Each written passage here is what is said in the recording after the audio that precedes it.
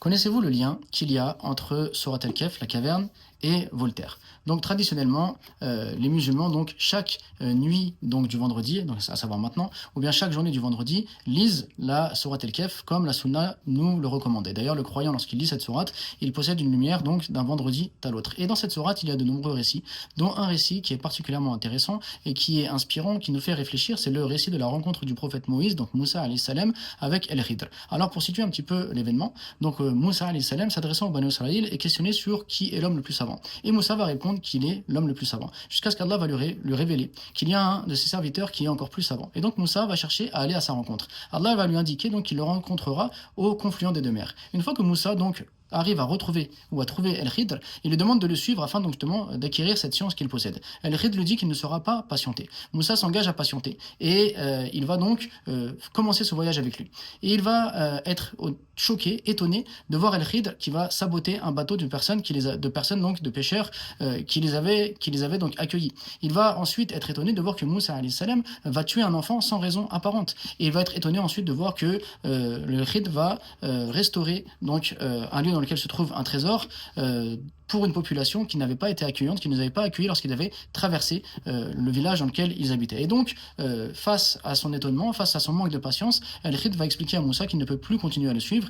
Et ensuite, El-Khidr va révéler à Moussa que cela lui a été révélé par Dieu, qu'il ne l'a pas fait de sa propre volonté, mais c'était une demande divine. Et donc, ça va nous apprendre donc la sagesse qu'il y a dans le destin et dans les événements qui nous arrivent. Mais pourquoi parler de cette histoire? Car Voltaire a un récit similaire. On va voir que Voltaire s'est complètement inspiré de Sourate El-Kahf, complètement inspiré du récit de Moussa et d'El-Khidr dans son roman Zadig. Dans son roman Zadig, donc, il va nous parler d'un homme qui s'appelle Zadig, qui voyage avec un ermite qui est donc une personne mystérieuse. Et l'ermite donc fait référence à El-Khidr et Zadig fait référence à Moussa alayhi salam. Et donc cet homme, donc l'ermite, va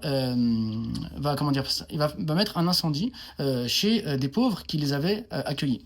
Il va ensuite tuer pareil quelqu'un sans aucune raison apparente. Et il va faire un don donc à une personne riche qui leur avait refusé l'hospitalité. Donc on voit que c'est exactement les mêmes éléments. Et à la fin de l'histoire, eh bien cet ermite va révéler donc à Zadig qu'il n'a pas fait cela de lui-même, mais qu'il y avait une sagesse derrière cela, qu'on ne peut pas donc percer les secrets divins, etc., etc. Donc on voit qu'en fait Voltaire, comme de nombreux auteurs, comme de nombreux écrivains, comme de nombreux philosophes, de nombreux poètes français ont été inspirés par l'islam au point de faire ce qu'on peut appeler carrément du plagiat, donc reprendre tout un passage de Sourate El-Kahf, le réadapter pour en faire un roman et se l'attribuer. D'ailleurs, l'imam Suyuti disait que la baraka dans la science, c'est de citer ses références et ses sources. Mais on peut s'étonner des fois donc de trouver ces parallèles dans la littérature française, mais ça montre à quel point le Coran a toujours fasciné donc les auteurs français les plus importants et qu'il a toujours eu donc une influence extrêmement importante. Et donc aujourd'hui,